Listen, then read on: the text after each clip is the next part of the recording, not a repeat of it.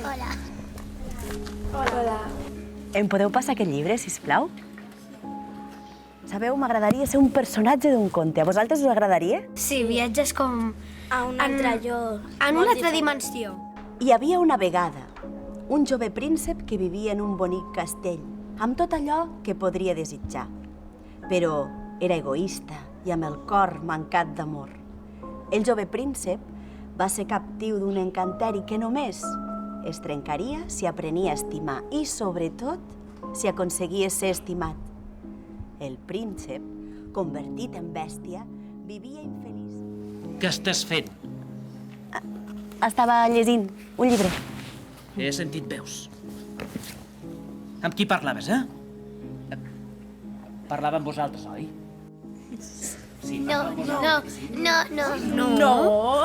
qui va? No, només estava llegint en veu alta. Saps que t'estava esperant per sopar. Però no tinc gana. Per què m'ho poses tot tan difícil? Vols venir a sopar o no? No, Si us plau. no, gràcies. Doncs no vinguis!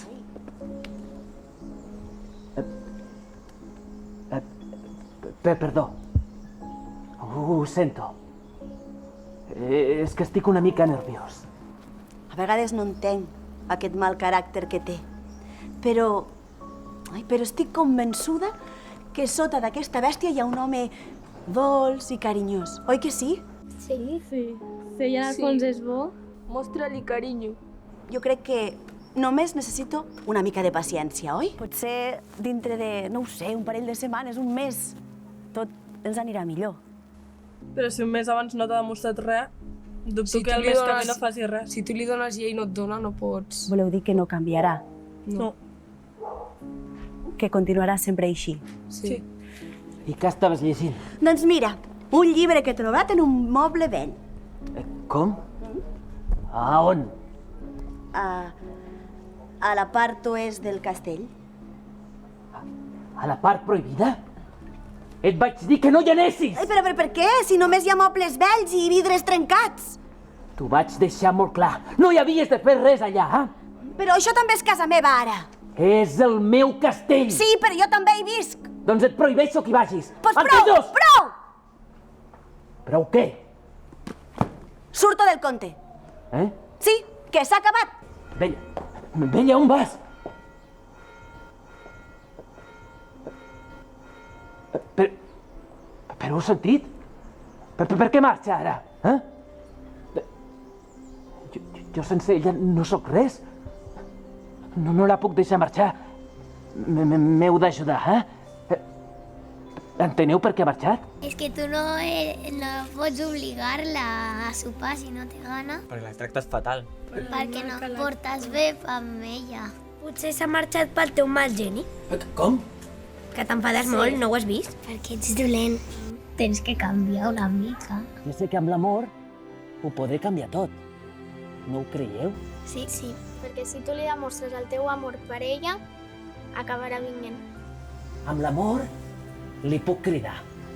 La puc cridar, li puc dir que vingui aquí quan jo vulgui i que vagi allà quan jo vulgui i si la crido no passarà res, no? Per què la tens que cridar? Digue'm una raó, a veure. Doncs no sé, perquè me l'estimo. I llavors ho Pues faig per l'amor ella. no funciona així, ja t'ho dic jo ara. Però llavors no ho entenc. Sí, jo només sé estimar d'aquesta manera. Suposo que d'aquesta manera no funciona. Los que se pelean se desean, no? És mentida. Això només és un refran. Li he regalat de tot. Té llibres, milers de llibres, una biblioteca sencera. El castell és seu, si vol. I encara es queixa? Ho veieu bé, això? Tu li has demanat el que ella vol de veritat? Pot tindre moltes coses, però no té la llibertat que ella necessita. I si al final ella decideix no venir amb mi? Què faré? Pues la deixes en pau.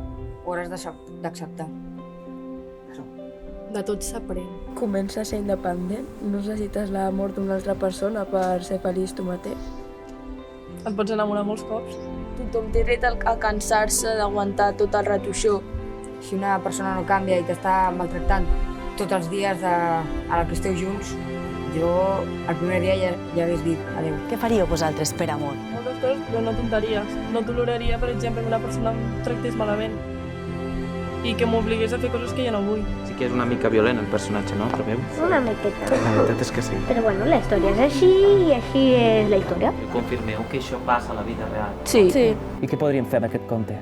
Que els nens vegin que això que està passant ara no només que passava abans, sinó amb les històries de fantasia, sinó que habitualment passa.